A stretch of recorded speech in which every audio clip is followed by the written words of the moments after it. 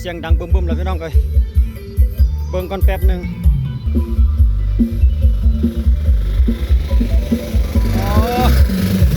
ว้าโถพี่ลูกพี่น้องเอ้ยนี่อาจาสุดยอดบ่นี่เอาแบบนี้เลยสำหรับทีมงานเสริมบังไฟของบ้านเฮาพี่น้องโอ้สุดยอดบ่มวนขอบใจเด้อ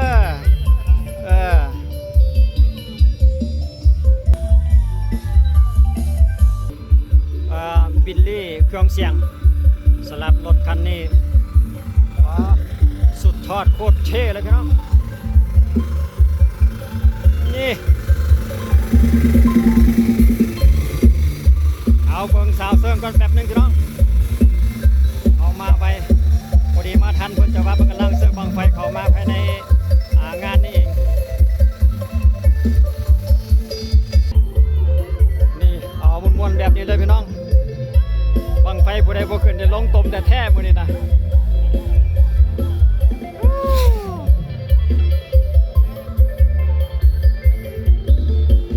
ก็อยู่ทางอยู่ใกล้ๆกับหน้าฐานนี่เลยฐานกับฐานไม้ไผ่พี่น้องเฮ็ดแบบง่ายๆเลยม้วนลายพี่น้องเอ้ยนี่ใส่ลีลากับสาวน้อยดูนี่เลยทีมงานเสียเหลืองพี่น้อง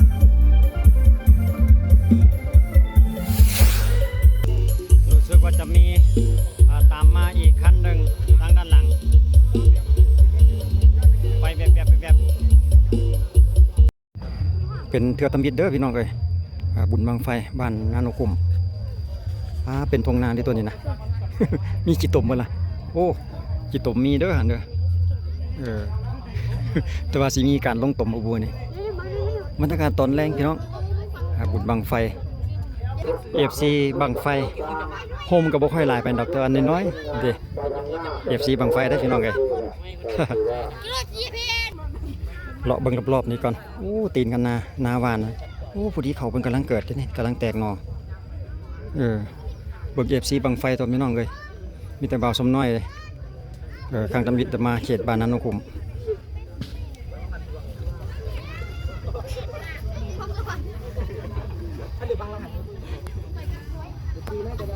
เอาบรรยากาศในรอบๆบริเวณก่อนมีทางบ่าวน้อยสาวน้อยอยู่ใส่มีบังไฟมาน้ำอยู่บ่ตัวอยู่บ้านไหนบ้านนี้ตัวบ่แม่นบ่ท่านนคุมมาเชียร์บังไฟที่แม่นบ่รู้สึกว่าจะวงดนตรีแต่บ่แน่ใจว่าเป็นวงดนตรีวงใดสัตว์วงเป้าก็อยู่ทางด้านนี้เลยผู้สาวมาบริการสัตว์วงเป้านี่งามขนาดนะเด้ผู้สาวกำลังเริ่มทยอยออกมานี่เด้สาวน้อยนะสาวน้อยแก้มแดงสงสัยสาวนาโนกุมกำลังเริ่มออกมาเกี่ยมที่มาเบิ่งบังไฟนี่แหละเนาะนุ่มโกสินพี่น้องมาให้ความสนุกสุขสำราญมือแรงมาระเบิดความมันให้กับพี่น้องบ้านนาโนกุมอีกสำหรับนุ่มโกสินเวทีเพิ่นกำลังเตรียมประดับประดาฟืนไฟสาวน้อยหลายบ้านนาโนกุมเลยผู้เบากับมาจบเบิ่งผู้สาวได้เป็นบอนี่นะไอ้เบานี่FC บังไฟเป็นบ่มีบังไฟมานำอยู่ป่ะมีบังไฟบอไทยบ้านเจ้าอยู่บ้านไหนนาโนกุมตัวมีจากบังบังไฟ3บังป่ะบังไงบ่จากโลบ่อีกบ่แม่น5โลนี่บ่หันซ้ำนั่นบ่ซ้ำกำลังอยู่ทันบ่กำลังขึ้นฐานเอารุ่นน้ำกันรุ่นน้ำในเด้ออันนี้จักบุญใจจักของบ้านใดบุญเนาะตัวกำลังขึ้นฐานนะขอโทษทีมนี้พี่น้องเลยในบ้านยังอยู่ว่าเตรียมนี่จับในบ้านไว้เด้อจังไดนี่จับในบ้านไว้ทำมันบุขึ้นเอาลงตมสิสัญญาณให้เด้อเอาแบบนี้3 2เบิ่งบังไฟก่อนแป๊บนึงพี่น้องเอาเลย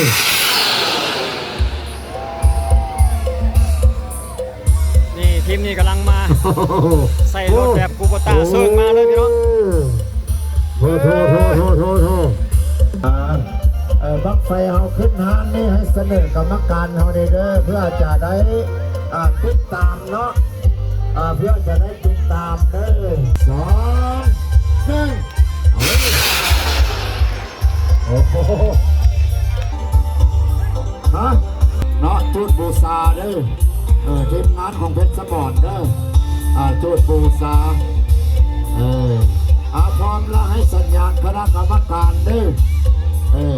บังซ้ายมือเด้อขึ้นกล้องเด้อนี่กองแท้มาแบบนี้เลยบังซ้ายมือพร้อมแล้วบ่พร้อมลงข้างก่อนเนาะเสื้อขาวเสื้อขาวญาติกันหาบไปพี่น้องครับผู้ใดก็อยากหาบกองดีก่อนเอาเด็กเลี้ยงไก่เนาะเพื่อความปลอดภัยทุกท่านวันพี่น้องเอ้ยสิสัญญาณให้ดู3บังไฟก่อนพี่น้องโอ้โหไปเลยไปได้เบิ่งบังไฟแล้วก็มาเบิ่งกันสาวเสื่องต่อมาอีกค่ายหนึ่งแล้วเอารุ่นค่ายนี้เราหามเป็นข้างมาเลยว่ะไปตรงนี้กับแม่นบ่มาเรื่อยๆได้พี่น้องเลยตอนนี้ก็ประมาณ4 โมงครึ่ง5 โมงแล้วโอ้ยไปไกลขึ้นน้ำเนาะในบ้านไปใส่แล้วในบ้านนะผู้ใหญ่บ้านไปใส่แล้วยานแล้วบอกว่าผู้ใหญ่บ้านนะเห็นอะไรบังไฟขึ้นน้ำไปไกลมันต้องมีรางวัลเอาแบบนี้เลยพี่น้องเนาะกันเท่าไหร่ก็คอแห้งจะไม่ว่าอันนี้ส่วนเพชรสมรเด้อบังที่2กับเบียร์1 หลังเนาะรางวัลที่2ได้600,000 กิฟต์แล้วก็พร้อมด้วยเบียร์1 หลังแม่นละบ่รางวัลที่3ได้400,000 กิฟต์กับเบียร์1 หลังเด้อเอาอันนี้ก็แม่นบังไฟของภาคส่วนเท้าเพชรสมรเป็นบังที่3เนาะเอาสิสัญญาณให้เด้อ3 2 1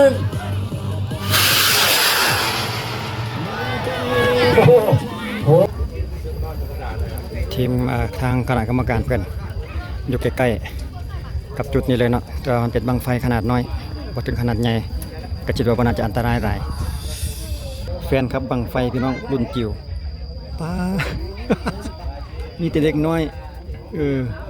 แฟนครับบังไฟบังแม่พี่น้องเลยผู้ใหญ่ยังโบราณทอนเด็กน้อยได้โอ้ทีมนี้มาในหน้าสีดำเป๊ะเลยเว้ยท่าหน้าปานโจรเพิ่นว่าบังไฟเจ้ากับมีวะมีจักบัง3จักโลบัง3 โลกับ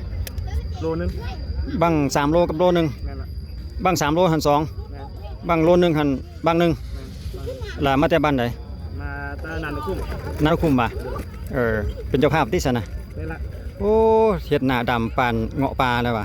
ธรรมดาตัวต้องดำหมดตัวเลยแม่เฮ้ยป้าเท่หลายไอ้บ้าบังไฟเนี่ย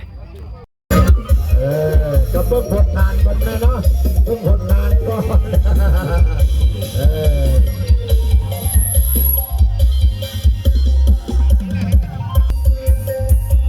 เอาพร้อมแล้วบ่พร้อมแล้วเนาะสิสัญญาณให้ด้วย3 2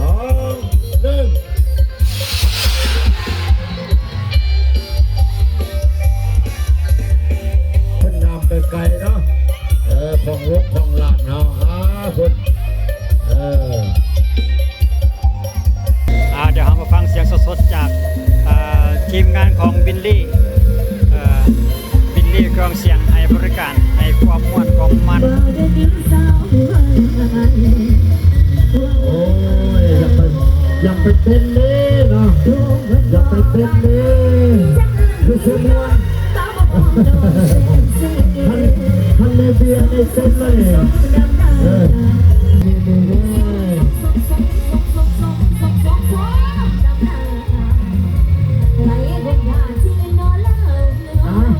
ช่วงเวลาในนั้นเพราะว่าในช้างของเด็กน้อยตลอดห้าเอาบังไฟทุกทางเนาะกินเหล้ากินเบียร์แต่ชอบเหล้า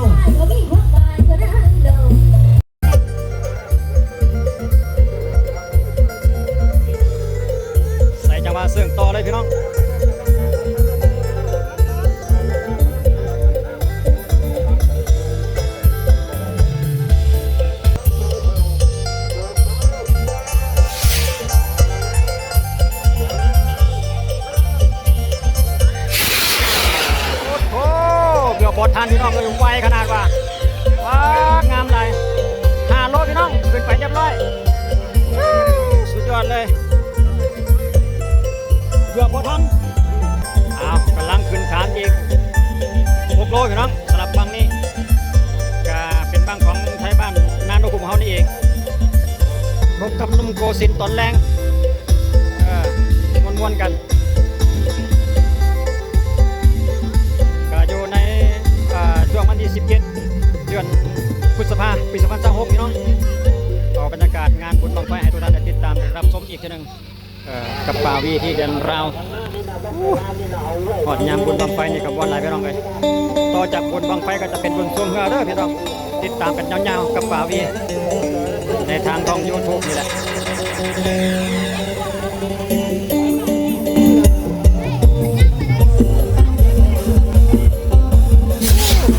เครื่องเสียงคนนี้ที่ว่าธรรมดาเลยเนาะ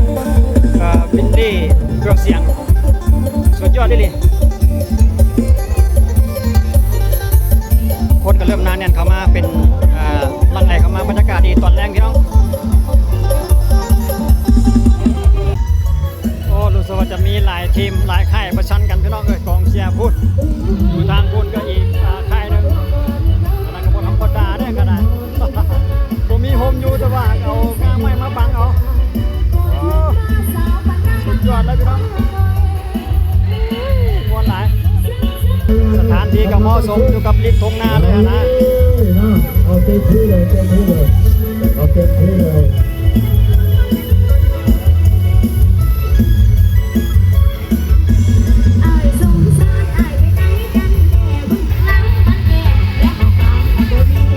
อยู่กับงานนกเขาเตรียมที่จะเกิดห้านพักชวดเลยเนาะขึ้นคำเลยเนาะโอ้โหต้องใช้น้ำเดือดด้วย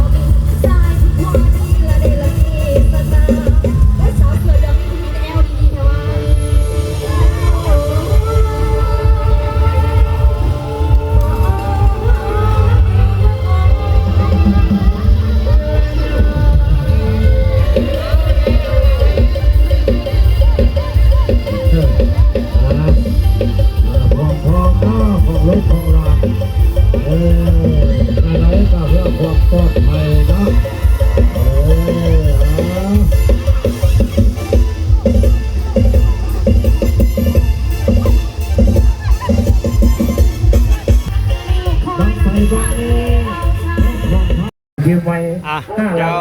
ติดตามบังต่อไปพี่น้องเตรียมที่จะจุดแล้วตัวนี้โอ้เป็นบังน้อยอยู่พี่น้อง3 โลตัวนี้เนาะ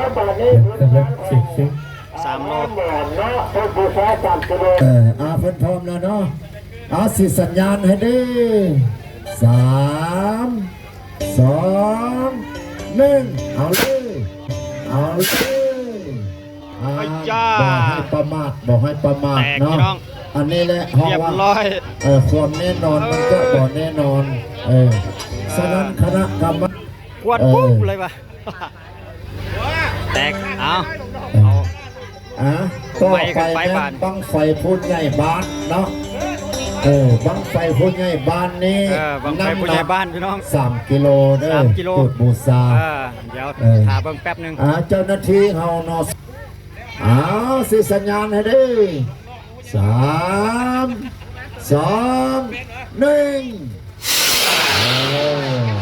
ไปแล้วเนาะไปแล้วเนาะผู้ใหญ่บ้านบ่อนบ่แม่นพักส่วนใดหั่นไปแล้วรีบเลยเพชรอันท่าหมอนเนาะท่าหมอนงามคือกันของท่าหมอนแบบงูลอยน้ำเนาะขอความร่วมไม้ร่วมมือนำหลายภาคส่วนเนาะเห็นใจพอ2 4-1เก้าเนาะ2-4-1เก้าเด้อ4ไปต่อเอาทาง ก็มีรถ คณะกรรม เขา การ มาแออัดหลาย ถอยขึ้นน้อยนึงเพื่อจะได้ระบายไหลคันลงมาเนาะ เอาใจใส่ขนาดสาวน้อย เอา นี่ เข้า นะ ทางเบื้องตะเวนตกเด้อ ตากแดดเบิ่ง เอาเข้าไปทางเบื้องตะเวนตก ตั้งใจขนาดสำหรับแฟนบังไฟ คนหยับย้ายสายสวยเอากันเนาะการรอท่ากับห้องว่าเนาะ รถแต่ละคันเนี่ยที่ว่าทุกคนเฮาก็ บั มี งไฟมาคาดหวัง ตั้งใจอยากนำบังไฟมาจูด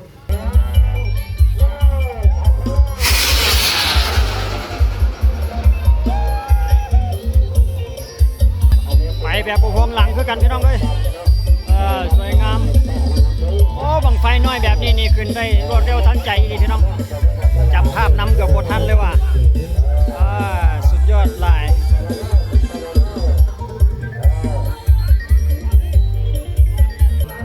เป็นงานประเพณีพี่น้องอีกทีนึงเนาะประจำปีทุกปีวัฒนธรรมอยู่เขตบ้านนาโนกุมเนี่ยก็จะจัดงานประเภทนี้ทุกปีฤดูประมาณเดือน5เดือน6ประมาณนี่แหละสำหรับปีนี้ก็ถืออยู่กับวันที่17เดือนพฤษภาคมปี2026พี่น้องกับงานประเพณีจุดบูชาหรือว่าบวงสรวงเป็นบังไฟขนาดน้อยเนาะเพราะว่าเขตนี้ชุมชนหลายจะบ่มีบังไฟใหญ่กิจบังไฟใหญ่หรือน้อยก็สร้างความบันเทิงและความม่วนซื่นได้คือกันพี่น้องสำหรับเขตเมืองธุรคมแก่งเวียงจันทน์เพิ่นอยู่กับใกล้ๆกระทงนาประมาณนี้เลยนี่ของแท้มาแล้ว พระเอกในงานบ่นี่นะ แดดตกลมตกก็ได้พี่น้องเลยบรรยากาศตอนแรง5 โมงไป6 โมง5 โมงครึ่งพี่น้องแดดตกลมตกแล้วก็จะอยู่ประมาณนี้ได้ทางทีมงานของไอ้นมโกตินเฮากะบรรเลงเตรียมสโลว์ความมันไปเรื่อยๆในค่ำคืนของมื้อนี้นี่ก็ถือว่าสนุกสุขสำราญนะพี่น้องเอ้ย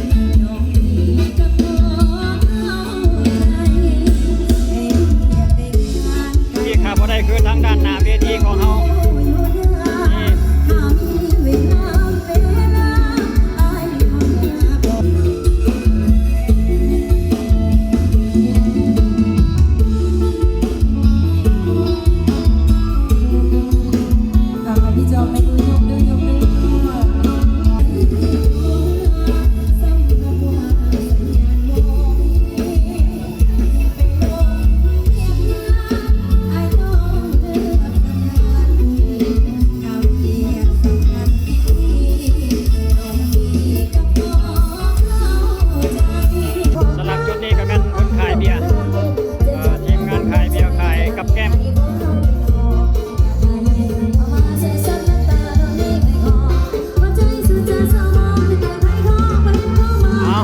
พี่น้องถือว่าบ่ธรรมดาพี่น้องเลยไทยบ้านนาโนกุมนี่เต็มคือกันเด้เพิ่นก็มักม่วนเด้หลายว่าซั่นต่อไปกำลังทยอยออกมานี่เต้นมาแต่ในเงินเลยก็มี สุดยอดหลายโอ้เพื่อชีวิตปาโทรถแต่ละคันนะพี่น้องเพื่อนทีมงานเพื่อนคาราวานไหนน้อนี่เนาะโมเนใจนี่แบบนี้เลยโมเนใจมาแต่ใส่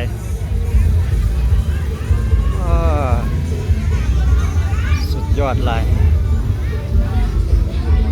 BMW สุดเท่เลยว่ะ พอได้เบิ่งป้ายมาแต่ใส่ว่ะไปกำแพงนครดูลาวเฮานี่แหละพี่น้องแต่ละบ้านแต่ละเรือนมันก็บ่ธรรมดาได้พี่น้องเรือนแต่ละหลังนี่ถือว่าไทยบ้านนี่ทุกหลังคาเงินก็ว่าได้นะ เดี๋ยวเฮาออกมาเบิ่งภาพโดยรวมอยู่กระทงน้ำพี่น้องสถานที่เพิ่นก็เหมาะสมอยู่ก็จะมีประมาณเดียวกันพี่น้องคลิปวิดีโอเฮาก็จะจบเพียงเท่านี้เนาะสำหรับงานประเพณีจุดบังไฟของบ้านนากระทุ่มเมืองธุรคมบ้านนาโนคุ้มไป ลงไปในทางนากระทุ่งเลยบ้านนาโนคุ้มเมืองธุรคมแข่งเวียงจันทร์พี่น้องออกบรรยากาศบุญบังไฟมาทุกท่านติดตามได้รับชมไปนำ กับเป็นงานน้อยๆเนาะงานประเพณีบวงสรวงบูชาของเพิ่นงานประจำปีกับมวนไปอีกแบบหนึงพี่น้องสลับบังไฟน้อยเนาะบังไฟกิโลบ่เกิน6กิโลประมาณนั้นนะก็จบไปเสียเท่านี้สำหรับ FC ทุกท่านที่ให้การติดตามและรับชมขอให้อยู่ดีมีแฮงโชคดีมีชัยปีนี้และปีต่อๆไปร่ำรวยแข็งแรงทุกคนไว้เจอกันในคลิปต่อไปพี่น้องเอ้ยสำหรับคลิปนี้ขอบใจสบายดี